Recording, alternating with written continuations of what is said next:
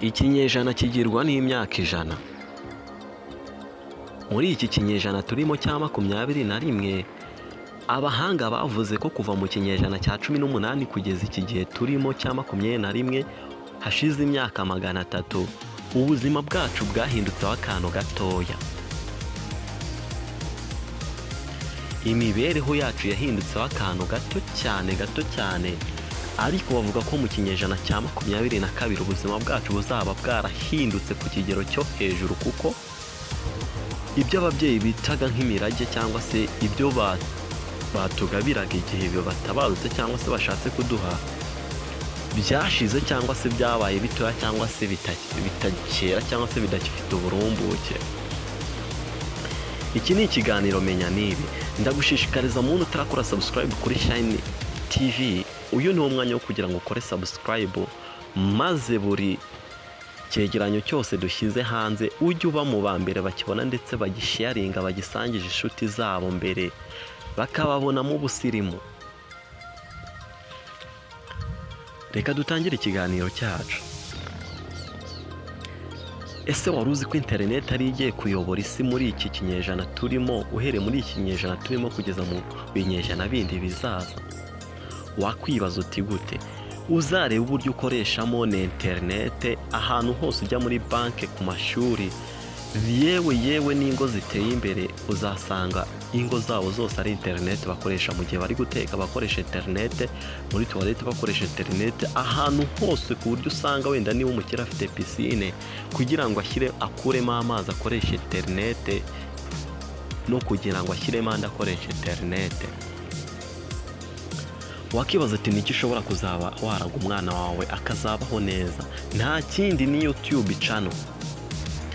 YouTube channel ni uburyo bushya bwaje bwo gukorera amafaranga, waba warize cyangwa utarize, waba ufite akazi cyangwa se utagafite, dore ko ahubwo bishobora kugufasha. Urugero, wenda uracuruza, uri umucuruzi, ushobora gufata ibicuruzwa byawe ukabishyira kuri YouTube channel, ukajya ushyiraho n'ibiciro.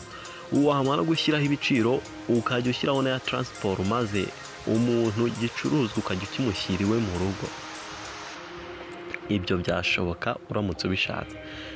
YouTube channel rero, kugira ngo utangire uhembwe ufate amafaranga, bisaba ibintu bike cyane, dore ko bigusaba amafaranga ageze mu bihumbi 70 yonyine gusa, maze ugatangira guhembwa. Ni ukuvuga ngo mu kwezi ushobora gukorera ibihumbi 50.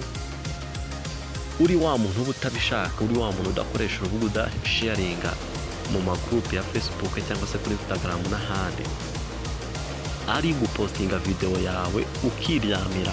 Wakibaza uti ku kwezi ushobora gukorera amafaranga angahe? Uramutse uri wa muntu uvuga ati aka niko kazi, ku kwezi ntabwo wajya munsi y'amafaranga ibihumbi 100 cyangwa 200 cyangwa 500, hagati yaho ngaho. Mureke turaga abana bacu ibintu bizabagirira akamaro.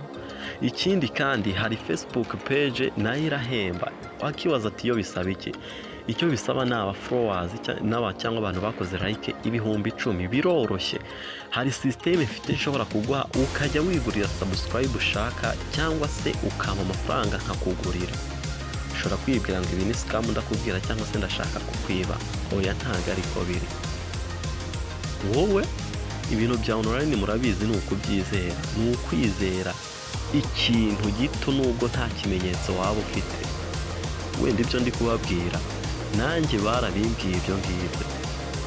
Okay, thanks kuba wumvishe ino video cyangwa se ino audio ukawugejeje ahangaha. Ewana, niba utakoze subscribe kuri ino chain, ewana wakora subscribe kugira ngo noneho n'ibindi biganiro byacu bigiye kujya bicaho ujye uba uwa mbere, utazabyumva ahandi cyangwa se abandi batazabikubwira. Murakoze cyane.